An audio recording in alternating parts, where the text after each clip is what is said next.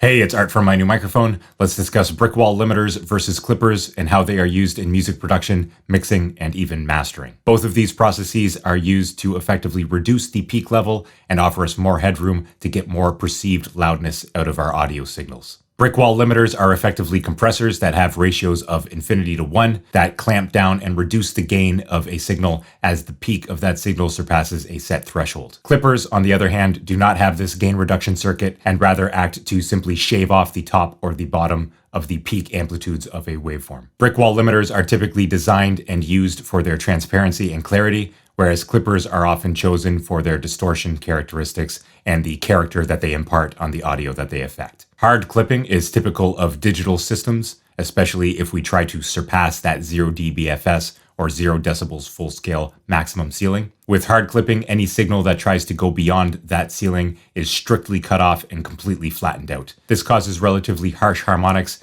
and significant distortion, which we often perceive as being unmusical and quite nasty in the mix. Soft clipping, on the other hand, is typical of analog systems and is a little bit gentler. With soft clipping, the signal can surpass the set maximum ceiling. However, it will be rounded off and flattened out quite significantly. The waveform still gets chopped off, but those tops and bottoms are somewhat rounded.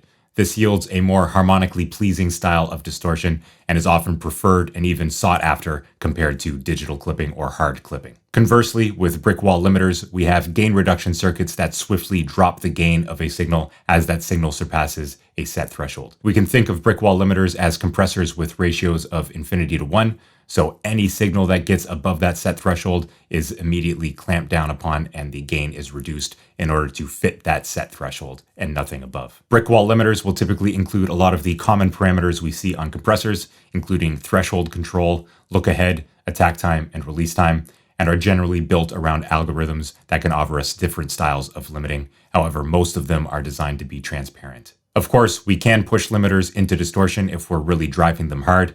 However, if we're using them conservatively, they're generally designed to be transparent. Both clipping and limiting reduce the dynamic range of the signal, allowing us to have lower peak levels while having greater perceived loudness. Clipping often maintains the punchiness of the transients at the expense of distortion, while the transparency that we get from limiters is often at the expense of smeared transients. All right, that's enough talking. Let's hop into the DAW to have a look and listen at clipping and limiting. All right, here we are inside of Logic Pro to talk about clipping and limiting, and the best way to get into it is to discuss our most transient elements in any mix, and that is the drums. So here we have a mix I'm working on for one of my own projects. The song is called The Reservation, and I'll just play back the drums in solo for you real quick so that we can get a sense of what's going on. I have all of these tracks right here. So kick in, kick out, kick sub, a kick sample, snare top, snare bottom, hi-hat, overheads, and room mic, all being fed to bus 1. Bus 1's coming in on these drums right here, and I'm affecting it with an SSL bus compressor right here. So you can see that there are 3 plugins right here. I have 2 clippers and 1 limiter, and we will get to those shortly, but I just want to show you what this drum subgroup sounds like by itself with just a little bit of bus compression right here.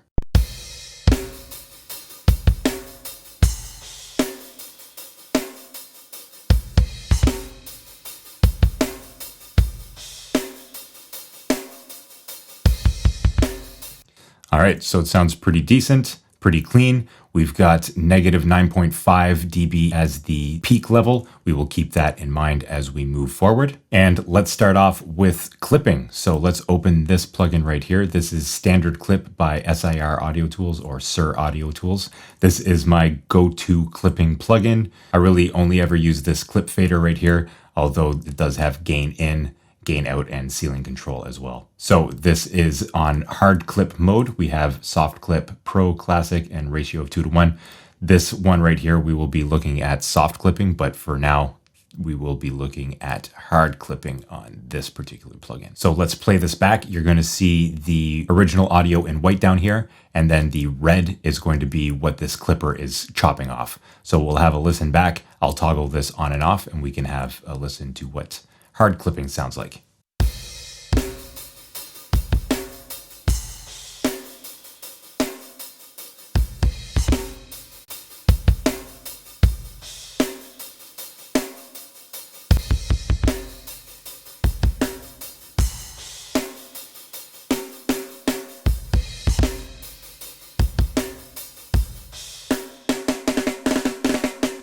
So there's significant distortion going on there, but it kind of adds a nice grittiness to the drums that could benefit certain styles of music.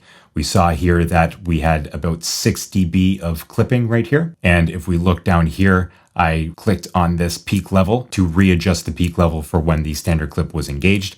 And we have a peak level of negative 19.4. And when I was playing it back, it was pretty well level matched. So with clipping, we get an additional 10 dB of headroom out of this drum subgroup. Pretty wild. Let's listen to that one more time.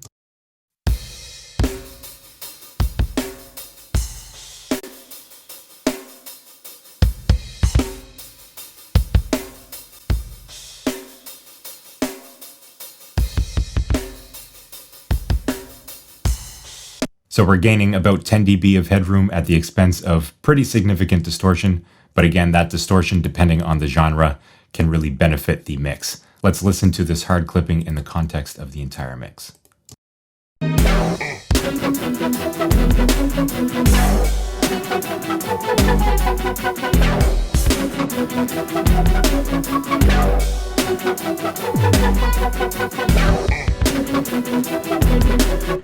All right, so I kind of like the distortion in this case. It kind of adds that grittiness to the drums that kind of suits the energy of the song. But that's hard clipping. Let's move on to soft clipping now. I'll turn this one on, that one off. Let's open this. And we see here that we are on the soft clip classic mode. So similarly, I have this clip fader turned down. We will see the amount of clipping we're getting right here, and we can see it also in this graph. So let us solo the drums once again.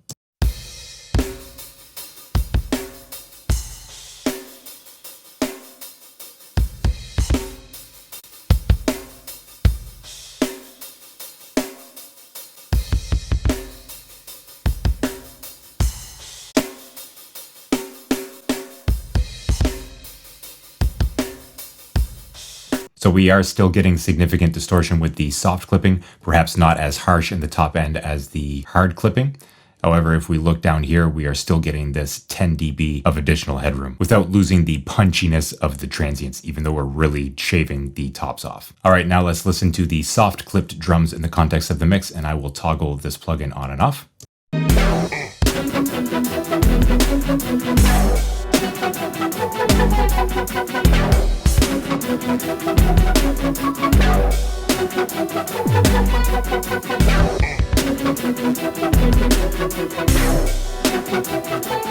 So I really think that grittiness, that distortion of the soft clipping really adds to the drums in this song and gives them a bit more energy in the mix, all while reducing the peak level right here so I can get more potential loudness out of the mix when all is said and done.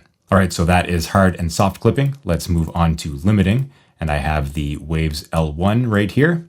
And what I'm doing here is I have a threshold of negative 19.5. So anything that goes above this threshold is going to get reduced in gain. And then to level match, I set this out ceiling as negative 19. So let's have a listen, and I will toggle this on and off, just the drums.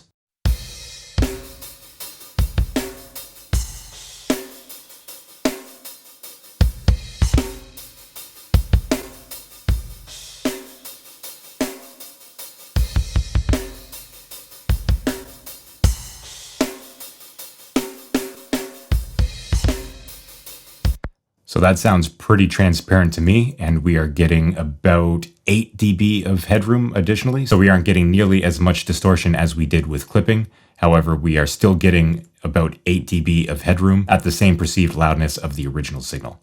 Let's have a listen to this in the context of the mix.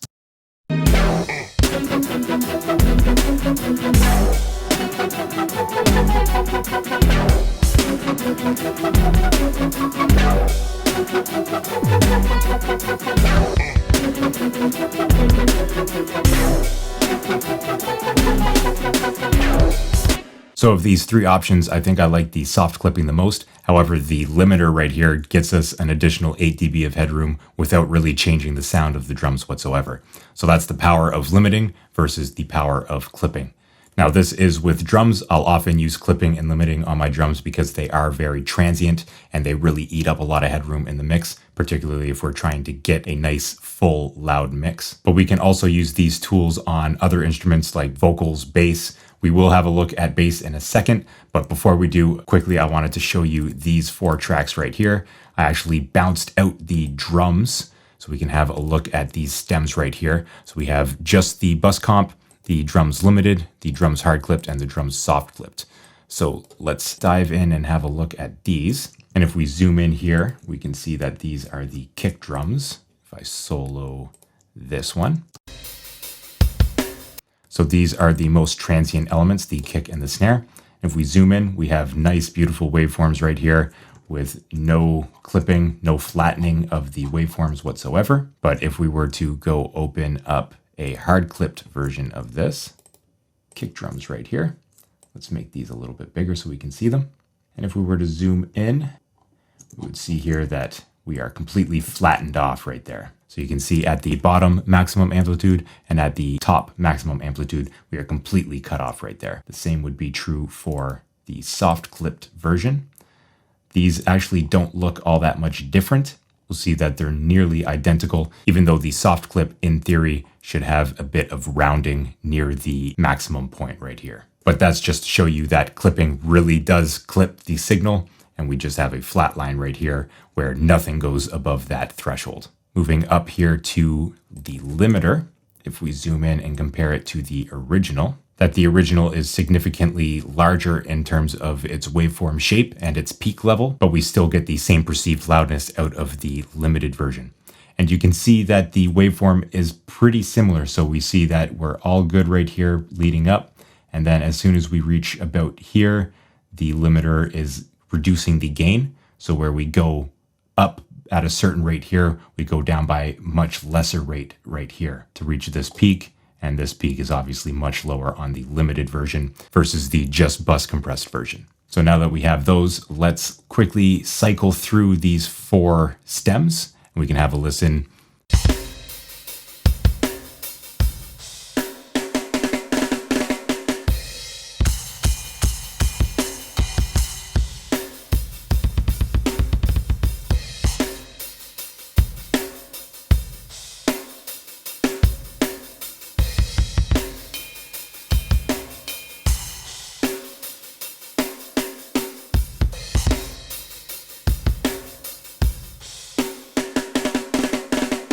All right, so that is limiting and clipping on the drum bus. Now, as I was saying, we will move on to the bass next. I'll drag my voice down here. There are no vocals in this song, so I'm not going to show you vocals, but the same ideas will apply. We can really drive and add character to a vocal with clipping while reducing its peak levels and having it sit better in the mix in terms of dynamics. We can do a similar thing with limiting without imparting that distortion on the vocal. So I would encourage you to try that out on vocals yourself, especially when we need the vocal to really sit up front and close in the mix. A little bit of this extreme dynamic range work can really help it pop. But in this video, we will move on to the bass.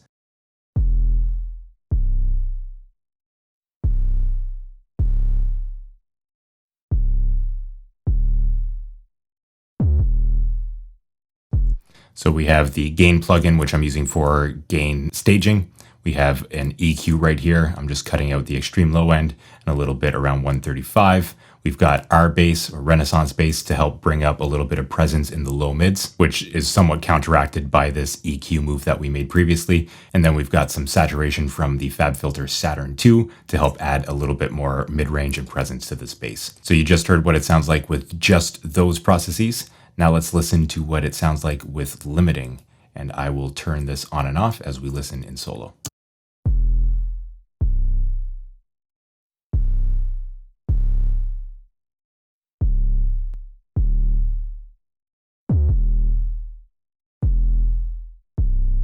So it just helps tame those dynamics without really imparting much character on the bass. Now let's move on to the standard clip, and I'm just going full hard clip right here. I'm not going to show the soft clip because they are so similar, just to save a bit of time in this video.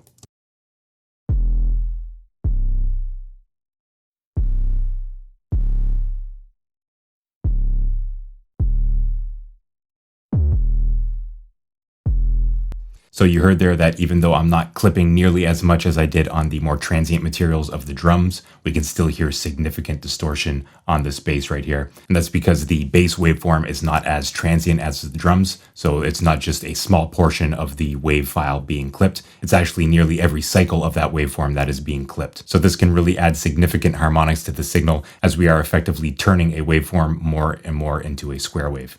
So let's experiment by bringing down this fader to add more and more clipping to the bass.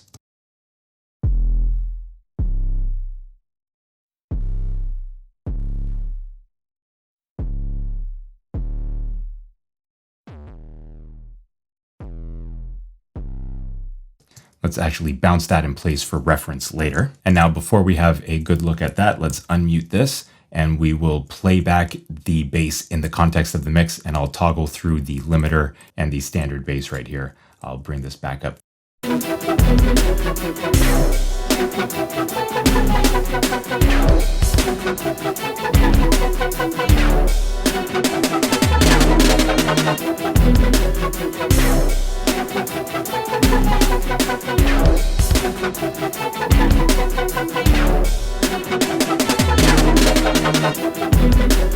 So in this case, I prefer the sound of the limiter. I find that the clipping adds too much distortion, and where I'm already getting that boost in presence from the saturation and the R bass, I thought that the limiter did a much better job of maintaining the character of the bass without pushing it too far, and also maintaining that maximum level that the bass will ever be at to help add headroom to the mix. So much like we did with the drums, I'd like to also have a look at the waveforms right here. So we have our sub bass, our sub bass hard clipped, our sub bass limited, and then the sub that was really crushed right here. So let's start with this one. I just want to show you how much like a square wave clipping can turn a signal. So we went from this signal originally to a signal that looks like this. Now this is stereo, so you're going to see a duplicate essentially for the left and right, but hard clipping right there, and we're pretty close to being a square wave at this point. So a square wave is made up of a fundamental and odd harmonics. So when we are crushing a signal with clipping, we're going to get a lot of those odd harmonics, and they are going to extend way up into the upper range. It's not like they are going to quickly roll off after the 5th, 6th, 7th harmonic, which is typical of natural instruments. Rather, it's going to go on with good amplitude way up into the upper harmonics, which is a big reason why digital clipping sounds so harsh to our ears, because we aren't used to hearing those high harmonics in nature, and so it sounds odd, it sounds unnatural, and it sounds harsh to us. That being said, we do really like square waves, especially in electronic music, so there's something to be said about really crushing a signal like this. However, if I wanted the sound of a square wave, I would typically go for a synthesizer to produce that for me. But that's just a little aside that I wanted to put in terms of clipping and flattening out a signal like this. So once again, we have our original signal right here. We can compare that to the hard clipped signal, which I was only clipping a little bit, but if we zoom in right here, we can see that they are flatlined right there, right here, a little bit right there, not so much. And we can really see that at the bottoms right here, that they are very much flatlined from the hard clipping, which will give us that distortion. Now, if we move to the limiting, I'll actually drag this one up so that we can compare it later. We have a signal that is not flattened at the top. So we are maintaining a lot of the original character of the signal without adding any significant distortion. Now, if I was to bring this up, we can have a look at the limited version versus the original version. And where we weren't limiting all that much, just a dB or so, we see that these two signals are pretty well the same. However, we are gaining a little bit of headroom with this limited version right there. And before I let you go, I'd like to zoom out and just show you a little bit of what I call pseudo-mastering. So typically when I'm working on a track and I want to test the mix out in the car, in my headphones, on my home stereo system, I will do what I call pseudo-mastering, which is basically just loudness maximization. So I go here to my stereo out. In this case, I had the SSL compressor, the bus compressor here, channel EQ, the gain plugin that was for mono compatibility reasons, so I will close that down. The Pro Q3, I just gave it a little boost right there. This is again part of mixing. And then what I typically do if I want to get my mixes loud quickly is I will put a standard clip and just clip the entire mix just a little bit, and then I'll run that through a bit of saturation, tape saturation to be specific, and then finally the limiter right here to really maximize the volume. So let's listen back and I will show you particularly the clipping and the limiting right here.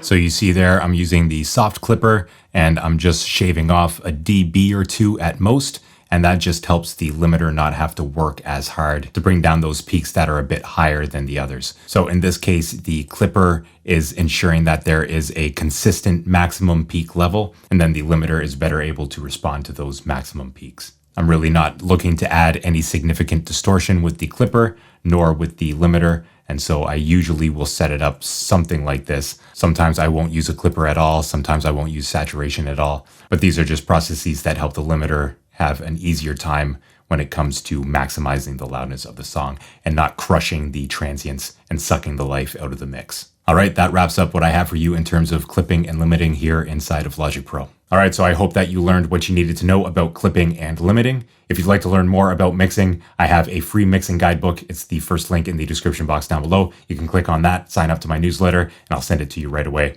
This goes through a typical workflow and the step-by-step process that we go through in mixing to get better and more consistent mixes every time. So if you're interested, again, that's the first link in the description box below. If you would like more free content from me here on YouTube, I would highly recommend hitting that subscribe button and also checking out a few of the other videos here on the Minor Microphone YouTube channel. I'll leave them in the top right and left corner.